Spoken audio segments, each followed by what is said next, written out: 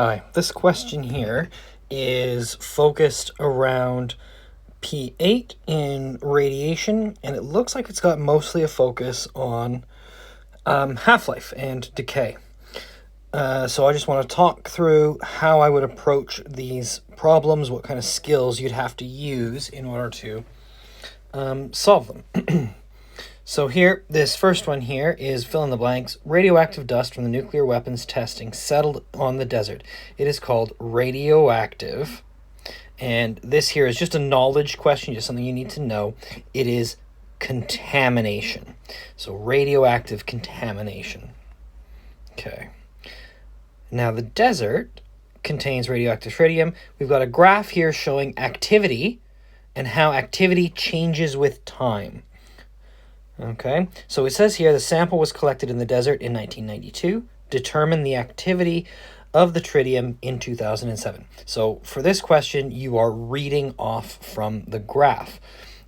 So for this one here, what you have to do is look at, 2007 minus 1992 is 15 years. So we go to our graph, we look at the 15-year point.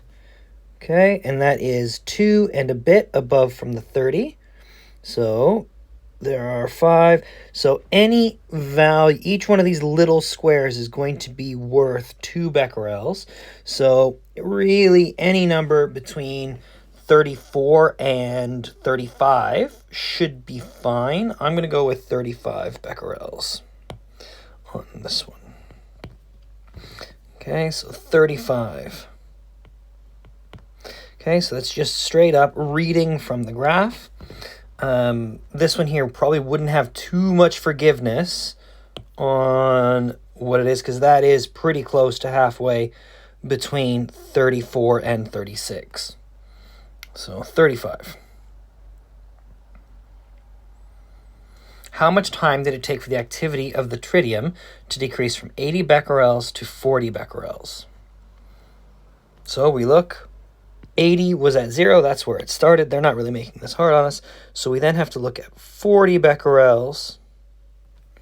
And that is pretty much right on this line here. So that is exactly halfway between 10 and 15. So that's 12.5 years.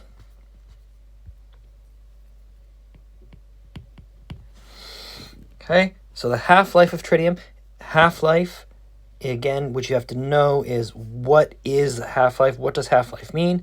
Half-life is the amount of time it takes for the activity to be cut in half. And we'll look at this, 80 to 40, that is halving. That is half. 40 is half of 80. So our answer from above, 12.5 years, is the half-life.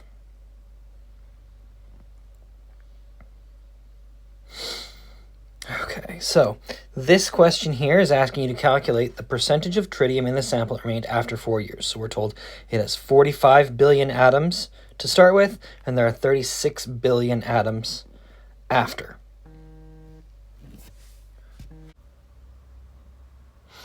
So what you have to do to calculate the percentage remaining, you basically are just doing what is 36 as a percentage of 45. Now the billion doesn't matter because the billion ends up canceling out. So the math is 36 divided by 45. You're going to multiply that by 100, which should be just a hair under 90%. It's actually exactly 80%. 80%. And that's it for this question. So the skills that we had to use recall, we had to use ability to read a graph, we had to use our understanding of the term half-life, and we had to use math skills for calculating percentage. So really the only thing where, you could do a lot of this without even having revised this topic. So don't be scared away. Make sure you carefully read questions. Right, seems I stopped recording a little bit early. There's actually a few more questions on this. So here, a scientist determines the activity of a sample of tritium every 3 minutes for 3 minutes. This shows the results. Why do the activity readings in the table vary? So, one box. So, temperature change absolutely does not affect radioactive decay. The number does not ever increase. It is increasing and decreasing. It is just decreasing, so that's not true. But radioactive decay is a random process. So you will always have it. That's why you have to measure a huge, huge sample when you are doing any experiments involving activity. What safety precautions should they take? Tying long hair back, not going to make a difference. Safety goggles, not going to make a difference. So what you want to do is you want to keep radiation sources as far away from you as possible. So they need to use long tongs. And this is it, finally. Studies have shown that children born near the area of a desert containing tritium are more likely to develop cancer. It is important that these results are checked by other scientists. What is this process called? This process of having other scientists, in other words, the peers of the people that have done this study, and they need to review it or check it, is called peer review. Okay? Really important to do, because what if somebody had made a mistake, or what if just this one study, it was an exception? So you always want to have it peer reviewed. Right, this is the actual end of this question.